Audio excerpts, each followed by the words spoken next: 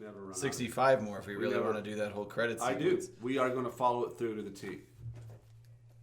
I gotta pee. God damn it. Megatron must be stopped, no matter the cost.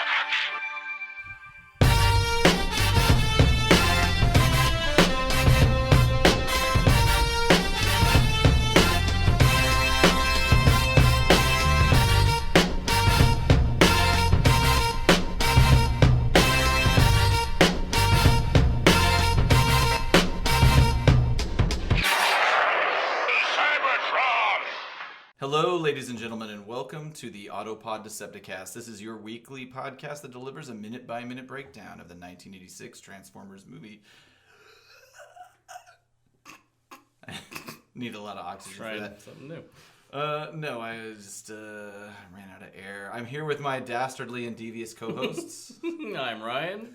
And I'm Caleb as I twirl my little mustache. Have you ever tied a helpless woman to train tracks only to be foiled by a clueless Canadian Mountie? No, usually when I do it, I'm never foiled. I'm successful in my tying her to the tracks. And So she's murdered And by cuts her fucking legs off. Yeah, I try to set my goal is to see how many I can tie down before the train shows up, and my record so far is 12. Oh, so you're trying to get up to a baker's dozen. Well, yeah. So, like, my goal is to get how many women can I get lined up tied to the track before the train comes. One would think that I would check the train schedule. However, you just like to do it loosey-goosey. Whenever I show up to the tracks. I want to ask about your technique, but I don't at the same time. What do you mean? Like, Tying how them do you down? Like how the do you logistics of getting how 12 do you women to do snag anything. them? And yeah, and do you do it side by side by side by Yes. side? Do you position them like a quarter mile away from each other? No, it's side by side. Oh, of course, the terror is amplified. No, it's because the time it takes me to walk a quarter of a mile. That's time. That's time. That's time I can be tying down ladies to the tracks. Of course, Makes of sense. course, Idiot. Of course.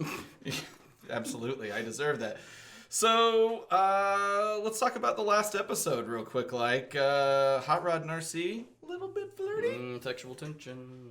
Yes, but she recognizes that, but she's not going to act on it. She doesn't want to go too far. And what was his reasoning? He likes her too, but wants to play it cool and collected. Yeah, right. Keep it on the DL.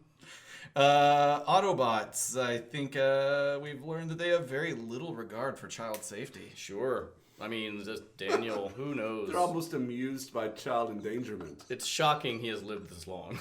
It's like a show on Cybertron could be like the opposite of kids do funny things. It'd be like kids are getting killed. It would be a great show on. He survives, I will say this. And then also, Devastator is merged, and the team is preparing to launch some rockets. That's kind of, or actually has launched one rocket, a single. So that's where we are in the movie. So kicking off, I did not say last episode the time of the movie. I just realized, or the minute? the minute that we're covering. So I'll just do that right now. We are covering, it's episode 19, so we're covering minute 18 to 19, essentially, Right. 1801 to 19. And from the previous minute, as we said before, Springer has just launched a rocket that nailed Devastator. In the back. Huge explosion. Whited out the screen. But when the smoke clears, Didn't even scratch him. no damage. Didn't phase him at all. He was still doing what he was doing, which is wrecking So, that turret, rocket number beating the 2. wall Yeah. down. Yeah, exactly. All right. So yeah, Devastator continues to rip up the wall. And this is right here, pause. That's a bombshell that goes flying off to the right there, so maybe that's where his damage comes from. Bombshell's still around. So the team fires more rockets, more of a rapid progression, really. They get a Oh couple yeah, I off forgot there here. was a third rocket. And Devastator Throws the wall that he tore off. rips a chunk At of the wall, 1810, throws it at throws it at the bunker, Mm-hmm. and I'll call that a direct hit. Yeah. Yep, and I think you have a point here. Yes, Aaron? sorry. Where was Daniel still in the I think window? that's what, Yeah, that's what it was. Oh. That's I think that, where's Daniel? He was at the opening of the bunker, as we discussed Yeah. last episode. Child endangerment laws not in place in Whoa. Autobot City. Okay. if the rockets, if the flames and sparks from the rockets didn't injure him or burn kill his him, goddamn face off, or knock him off the ladder to his untimely death, he should be dead right now. And you don't see him on screen. Nope. No. You got Cup, you got RC, you got Hot, you got Springer. Let's go back. Let's see if they just happen to have Daniel still in the show. No, It's not. well, hang on. I don't think you even see it necessarily. I mean, Daniel's dead. Daniel's dead.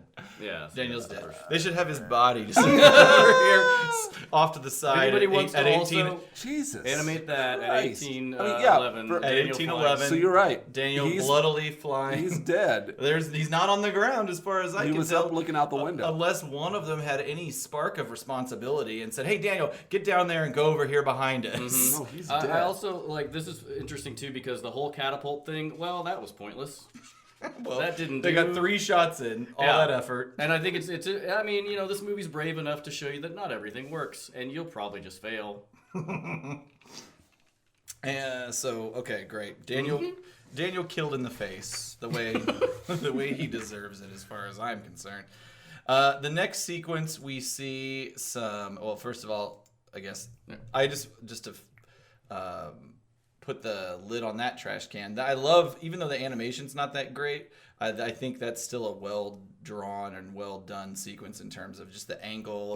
I mean, everything's animated. Everything in that room is animated. There's no background part, so everything's just falling apart. So that's really cool. So now at 1814, we are fighting outside the city. We see Perceptor and Grapple, who we haven't seen up until this point. And do you believe that Grapple was supposed to be a Constructicon? I can't remember if it's Grapple or Hoist. Hoist the green. No, I think it maybe is Grapple. I don't know. I was down several rabbit holes at that point and 7 martinis in. Maybe they realized they had Hook and they were like, we don't really need Grapple. Yeah, this is really doubling up. Yes, exactly. And so anyway, the great sequence of them fighting outside the city, great lighting effects. Yep. I'm trying to go in slow-mo here because right here, we've got Grapple and Perceptor, but another Autobot walks forward, and you don't see who it is. Can you guys guess who this is? I think it's Swoop. Yep. It is an animation At error. 1817. You guys are... There is no indication. I did look up animation models of Swoop to Well, I confirm had the this. toy, and that's his feet that Yeah, come down, and exactly. right there we're seeing Swoop's knees at 1817. Right off, I suspected it was Swoop, and then I looked to check and make sure. But yeah, even the paneling on the front of the calf and on the side, it's fucking Swoop. Caleb's Hey, eyes are Caleb, so we're digging wide. deep into this. You guys are fucking geeks. So somehow Swoop got on Earth and Yeah. is fighting this war, and so this is a cool sequence in that we're kind of outside the city and we're just sort of seeing there's other stuff going on in the whole Devastator thing, and you kind of see the battle rage on. I don't know if you'd call it a time lapse. I don't know how No. lasers. This is not a time lapse. There's Well, some look, bullets. though. I mean, well, there, yeah. Then right, sure. they At 1828, into dawn. They fade to dawn, which the Autobot City is jacked at this point. Yeah, There's like the stuff in the water. There's stuff floating in the moat. And I can only assume they're not firing lasers because they arc, so they must be some kind of white-hot projectiles. Well, so that kind of imagery is actually based on reality, where in night fighting, particularly back in the early to mid 20th century, when you're fighting at night, so that you know where. Your incendiary rounds, yeah. Yeah, I apologize for insulting your intelligence. No, it's but fine. But so yeah, I don't know what incendiary rounds are, guys. they're basically white phosphorus, I believe, rounds that when they shoot out, they catch on fire, and so you can see where you're shooting. So and they space them out. If you've It's like every third shot. every third shot, so that as you're shooting, you can see where you're. Helps you target. Mm-hmm. That's exactly right. Now, also, unfortunately, it helps identify your Yeah, location. that's right. Yeah. So, but I guess that the pros outweigh the cons. I guess.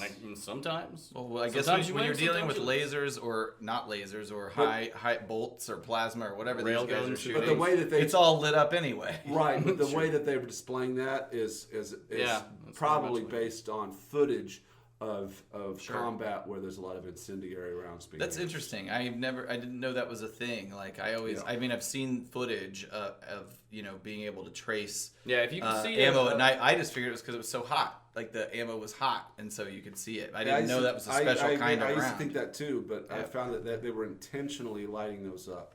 Learning is great. Ding. So the city is smoldering, and night has turned to day, and we're gonna see Megatron here at about 1833. Well, you don't see Megatron. I'm sorry. You hear Megatron say that their defenses are broken. Let the slaughter begin. And then Devastator tears through a wall. Like they tore into the ship, the Autobot shuttle. I'm assuming that was exploded into, but since it was a bomb. Why didn't they just have? Why are you guys giving me such a hard time? Never mind. I'm going to stop doing that. Why didn't we just? No, I'm not going to stop doing that. Who am I kidding? I also, before we get into this too much, I like how those 20 Decepticons somehow destroyed all 450 of the cannons yeah, that's right. in the city, just to revisit an old chestnut there. Bringing it all around. So Devastator rips open the walls of the city. And I love that animated sequence, by the way. Where he falls forward, I think the producers of this movie love that sequence because I'm pretty sure I saw that used in several sort of promos and just other things that weren't even associated with the movie. They would attach like toy commercials or whatever. They would use that little bit of footage. But so and then Megatron takes aim. Another great angle. Great angle. Like the theatrical angles that they have here. Like everything at 1837 skews back to a specific point of foreshortening. Like Megatron's arm and even the background is skewed down to a point, and it's just like it's a great dynamic. They're matching the foreshortening of the animated character is matching the foreshortening of the painted background. It might be serendipitous, but I like to think they did it on purpose. Hey, that's perspective, guys. I'm sure Art 101. I'm sure they were conscious of it, making sense in layout. And then so like this next part, literally when I watch it gives me chills. Like I just seeing the shuttle coming into the frame. It is like just in time, guys. Just in time. So it's the cavalry arrives with 5 or 6 Autobots, depending on what you believe. Because you'd think they would have brought a bigger regiment, but as we get into it here, so it's all the more. Megatron takes a look. He sees an Autobot shuttle, unlike the one we saw at the start of the movie. And from the interior, we see Optimus Prime, Sunstreaker, and the Dinobots. So before we get into too much real quick, any problems you guys have with this? Anything? Let me see. No, let me see what you're talking about here. Anything in the if you haven't spotted it by now, you're not going to. Right quarter area. Here's the problem. And 1841. It takes a memory. I don't see it. It takes memory of the past. Is it the same painting of an Autobot base or something? No. All right, tell me what it is. Go ahead, Ryan. Well, Sunstreaker has previously been shown already on Earth, helping with the roadblock with Cup. Oh. So this is another situation of jumping back and forth to Earth and Cybertron. Yeah. And he's very prominently piloting the shuttle. Yeah. Yep. Maybe that's why they're so late. I know why they're late, because based on previous experience watching them, Optimus, a communication has come, basically the chain of receiving the signal passed through Jazz. Yeah, well, also, they had to wait for Sunstreaker because he had the keys. Yeah, so it passed through the communication went through 3 people before it got to Optimus, and then Optimus comes back through and asks what's going on, and then it goes back through, and no wonder there's so long email. I'm sure it was a painful So process. Another thing is we don't know where Cybertron or the moons are in relation to Earth at this point. But if Sunstreaker has the ability to, I guess, travel via teleportation way faster than the speed of light, well, why did Blaster send his sound waves? Let's travel at the speed of sound. It's obviously a problem. It's all a problem. So Sunstreaker. Also, my biggest problem is that there's only 6 guys coming to that. But it's the Dinobots. That's true. They're very powerful. The Dinobots are powerful, man. Also, though, to the Dinobots, now nobody's manning that munitions factory. Well, but okay, so to that, we're missing one Dinobot. Yeah. I don't know why. I think it is Snarl. Hang on a second. I believe so. I'm going to go ahead and say Snarl. I'll say the Stegosaurus in case Snarl isn't the right name. I think you're right. So they must have left him back at the plant to keep making weapons. That thing is definitely not on going his own. smoothly. So Optimus orders them to destroy Devastator. Grimlock's like, no problem.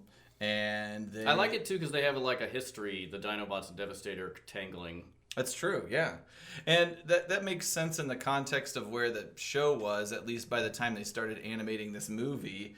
They might have just wrapped up animating that sequence to set up that maybe these guys are rivals of some sort. But the Dinobots jump off the ship. I do like this sequence. We were debating it earlier. Are the Dinobots flying or gliding? You'd think that, I mean, they all sort of have wings. It's at 1851, 52. But I mean, they all do sort of have. It doesn't matter whether they're flying or gliding because they can. They're still 4-ton beings. Well, that, but also they can fly because in the show before the movie they're shown flying. Are they really? Yeah, they're given the gift of flight by Wheeljack. Yeah, I guess. No, by Jesus Christ, our Lord and Savior. That's right, R.I.P. I don't know why the Dinobots can fly and nobody else can, but yeah, they. I think even in SOS it is in SOS Dinobots. Their first appearance, they fly. Okay, all right, didn't know that. Yep, I've watched that video. I have it on cassette, like VHS, and I've watched it probably 100 times. So they're soaring over the landscape, and it is really cool to watch this thing in this regimented way that we do because there's just things I never like.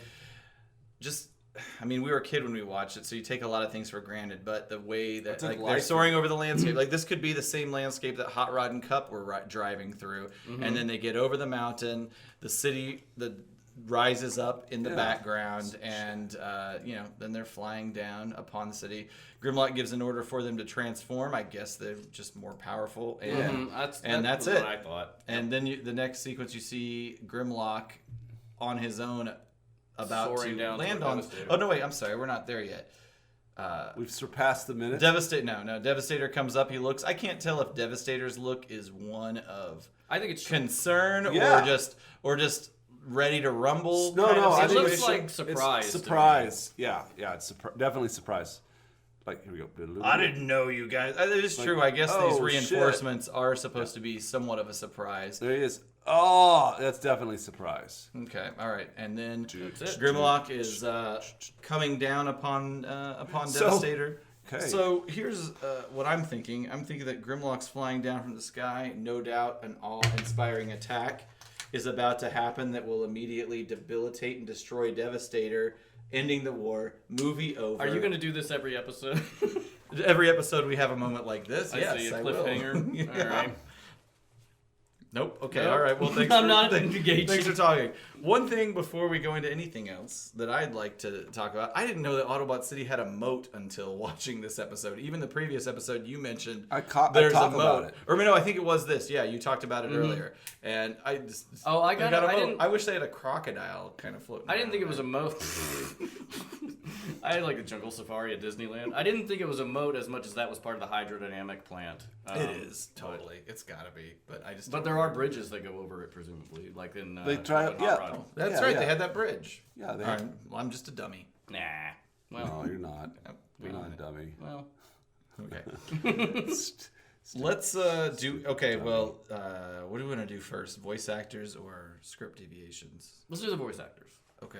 All right. Do you have anything? Or you nope. Just okay, I just wanted to hear what you have. One that I will. Let me see if I've got the characters on the other side of the curtain here.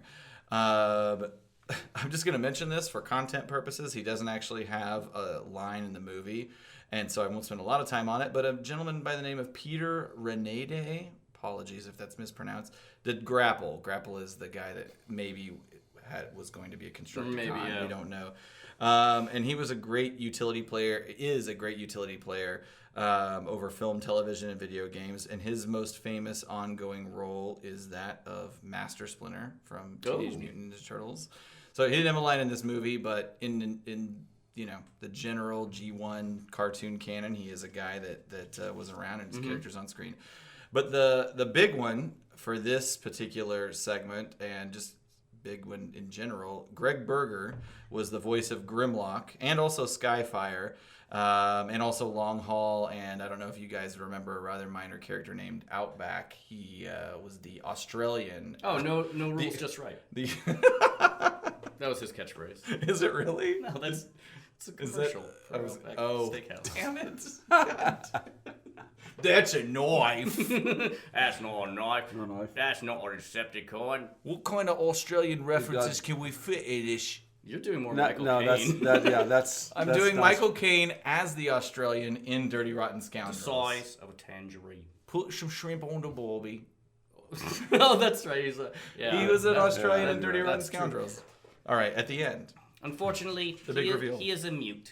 I haven't seen that movie in a while. Let's watch that movie. Let's watch it right now.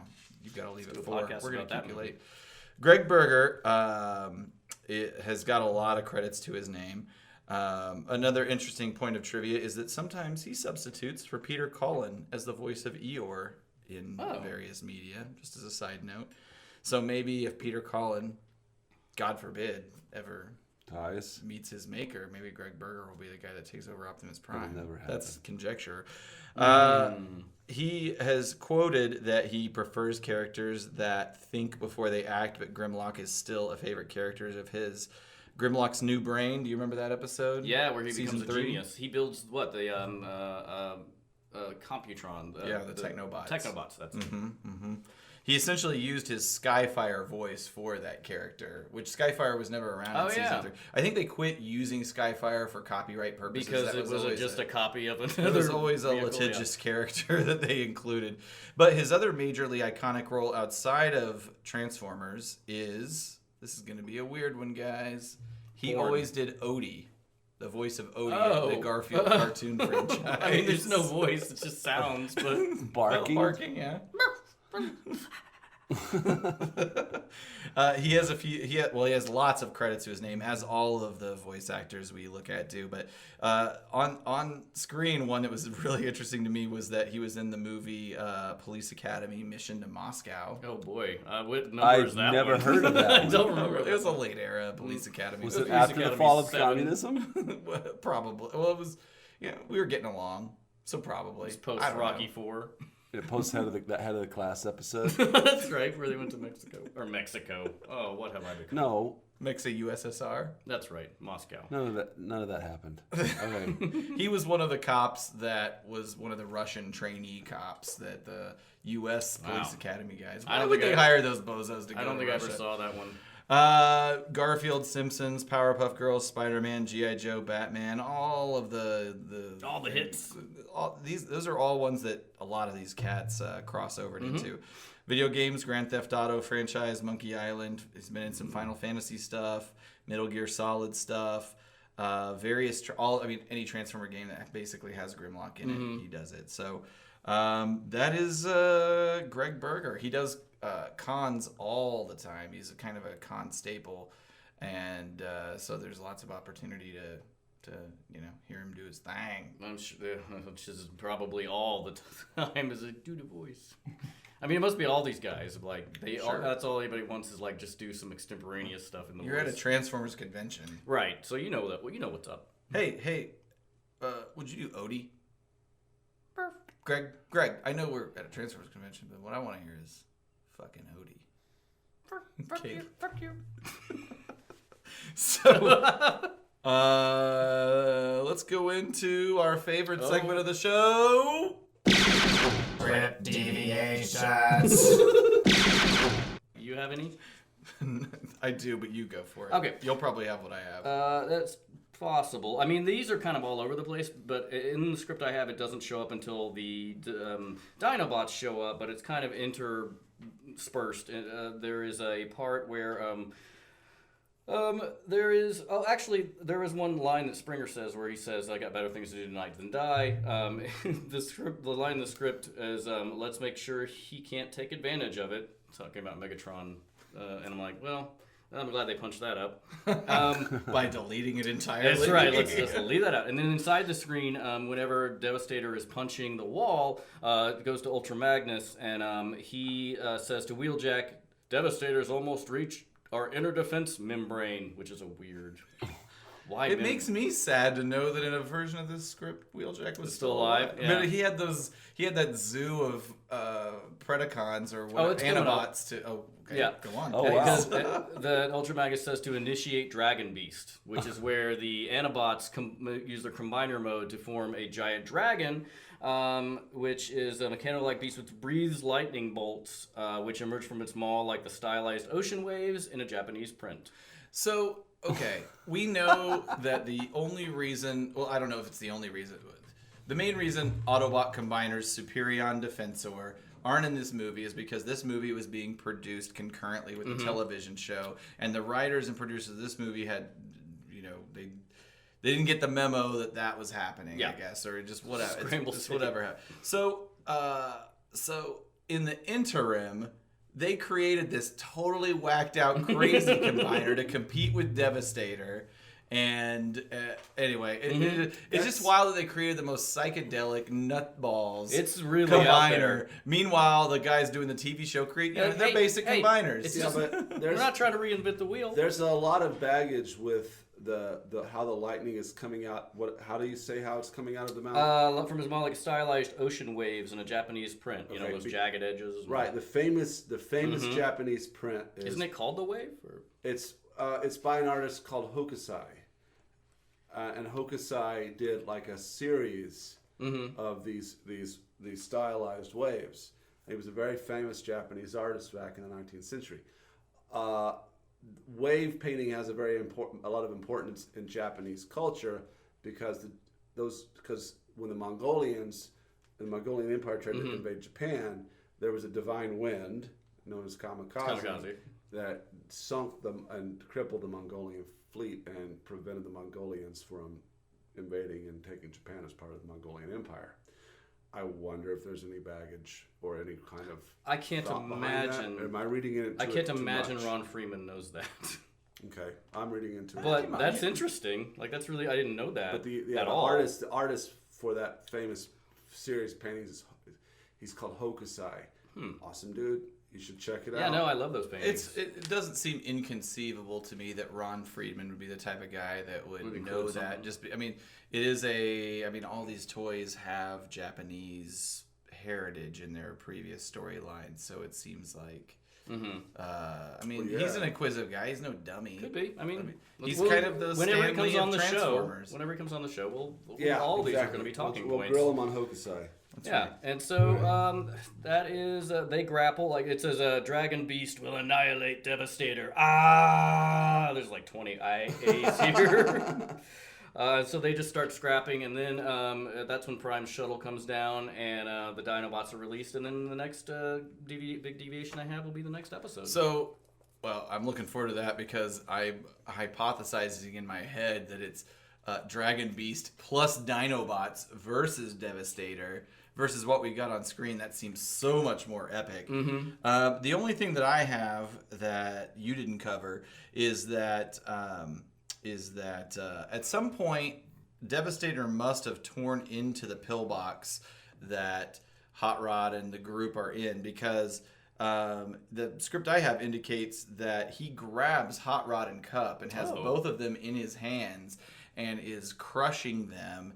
And it isn't until the Dinobots show up, and also the Dinobots, once they leave the ship, they are firing on Devastator in robot mode, and then they transform into their Dinobot modes, and then ultimately engage him in more hand-to-hand style combat. But it isn't until that happens that then Devastator just, he's shaking a little bit, and he releases Hot Rod and Cup. It's interesting it would take that long, considering what he made of that cannon with one just like squeeze of his fist. I know. Anything else? No, that's all I have. I got nothing. Do you guys have any thank yous? I didn't have any. Oh, not that this is a place to put it. Shouts out. No, I don't. Okay. Right. Well, if we have any, we'll put them at the top of the next episode. There's none. I did some research. There was no new Okay. iTunes stuff, at least. Okay. All right, guys. Next episode. Shit's gonna get real. We know who's back in town. The boys. The boys are back. Here's the deal. Megatron must be stopped. No matter the cost. A couple other things. We've got the touch. It's gonna be a big episode, yeah, guys. it is. This is where, like, Wow. this is where it gets heavy. It starts getting heavy. Wow. A bunch of cons are gonna get bonked. Awesome. Well, thank you for listening, everybody. Please tell your friends. We're on iTunes, we're on Stitcher, Google Play, and TuneIn. We have Facebook presence, Twitter presence, Yeah. Instagram presence, All at Christmas presents, anniversary presents, Birthday presents. All at APOD-Dcast. That's right. And you forgot about the most important presence. Our web presence. You piece of dog shit. That APOD-Dcast. Wait, no. God damn it. Oh, it's now. The onus is back on you. Now the dog shit turd becomes the dog shit tea. AutopodDecepticast.com. iTunes users. Rate us. Please. 5 And stars. tell your friends, because we want to be more popular than we are right now. Cut this shit right out. Cut this shit out all the time. Thank you for listening, everybody. Idiots. Cut the shit Thank out. you. It's been a great Cut time. it out. Cut it out. I'm done. No, go ahead and wrap it up. Thank you. All right, thank you for listening. Thanks, guys. See you next time. Get the fuck out of here.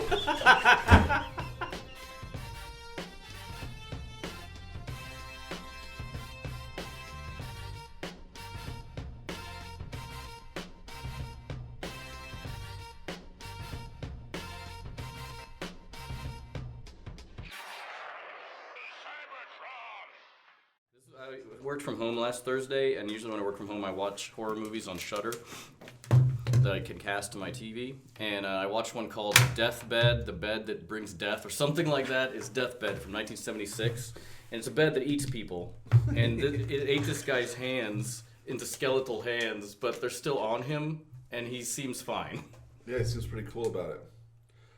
It ate everything off of his hands. Yes, and it is bizarre. That's He can move the hands? No, he can't move the hands. So it ate everything except for Like the cartilage. cartilage that holds the bones together. Which eventually does start to break down and his hands fall apart.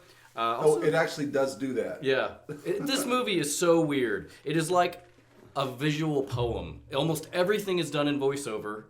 Like, it's dialogue and voiceover, which I think, honestly, is because they couldn't get it to sync up. Oh, yeah. So they just had to go back and ADR everything. So how does this bed move around? Nope. It basically Stays in the same room?